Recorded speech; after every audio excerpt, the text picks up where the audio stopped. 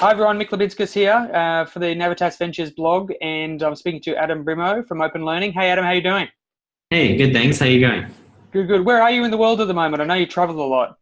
Yeah, I'm in our office in Sydney, Australia. You're in Sydney? Okay. And tell us about Open Learning for those who don't know about it. Open Learning is an online learning platform with over 2 million students around the world. I started the business about 6 years ago with some friends or former classmates at UNSW. And now we've got about 70 staff, primarily in 3 countries, but scattered around the world. And we work with universities to help them deliver world-class online education at scale. Wow. And over that 6 years, what are some of the big changes you've seen in education happening? I've seen a lot of changes, but also very few as well, sadly. Okay. So you're saying not enough change. You think it still needs a lot of change? Not enough change. I think there's definitely change in the technology that's available, but the actual educational practice, the philosophy, unfortunately hasn't changed too much at the higher education level. But the market is starting to force changes, at least. What do you think is forcing that change? So the changing nature of work. So a lot of people now are no longer want to do postgraduate degrees, for example. They're looking for specific skills to help them fill a gap in industry or that they need to switch jobs or careers. So people changing careers, people adapting to new technology, dealing with automation. These are all requiring a range of reskilling and upskilling courses that the universities have previously not had to offer. But now they're getting forced to offer them because people don't want to study postgraduate degrees as much, or even sometimes undergraduate degrees. They just want skills-focused education. Right. Oh, fantastic. Okay. And what do you think has been the biggest change on the technology side that you've seen that's had the biggest impact? It's funny because when I first started, the reason we started the company is because a lot of online courses were just videos and quizzes, and people just sat there, they watched a video, they took a quiz, they were testing on what they memorized. 6 years later, it's still happening. The quizzes look a lot fancier, the videos have higher production values, but in a lot of cases, the underlying education hasn't changed too much. But I guess what has changed is that there's more awareness there's more awareness that education needs to change. Yep. And universities and colleges are starting to attempt that, but it's a slow process. So I guess from a tech perspective, it's access to technology that's changed, that's improved.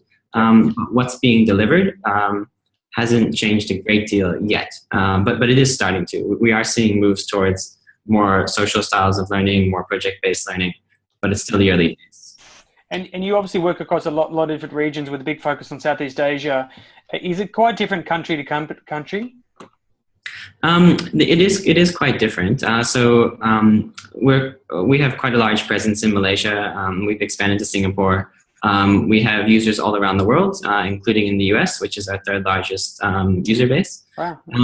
But the pace of change is different. I think the awareness of the need to change is quite high in Southeast Asia because so many low-skilled jobs are at risk of automation, and a lot of manufacturing is changing very quickly. So the desire to change is there. The understanding of the need to change is there, but the actual capability to change is still lacking. Whereas in Australia, we don't feel a sense of urgency as much to change, but things behind the scenes are actually changing a bit faster when you get down to it. Wow. And even though it's already March, any big predictions of something happening this year in the world of education technology? I think there's definitely a big push into the application of AI in technology, in education. It's still quite rudimentary, where it's more about question and answer and that kind of thing. I don't think we've seen very big leaps in what AI can do from a student retention or student support perspective yet, but there's certainly a lot of development happening. The other area is around matching education and jobs, and there is a lot of work going into that, both trying to understand the skills gaps in industry, between industry and education, and then finding courses to address those. So I think those are 2 areas where we'll see a lot of coverage. But it'll take many years to see the results from those new developments. Really interesting. And finally, what's your favorite bit about running open learning? What's your favorite moment that happens in the business? Seeing or finding out who is actually using the platform and what they're doing with it and the impact it's having on their life. Yeah. So when you're in education or when you're building a tech company, sometimes you don't always see what the difference your technology is making to people.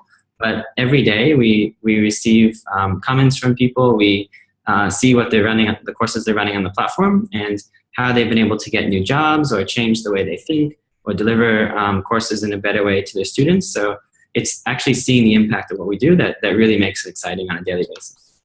Awesome. You're a teacher to 2 million people, you and the team. So that's fantastic. Well, huge thanks, Adam. I really appreciate it. And if you want to know more about open learning, head across to openlearning.com. Thanks, Adam. Great. Thank you very much. All the best.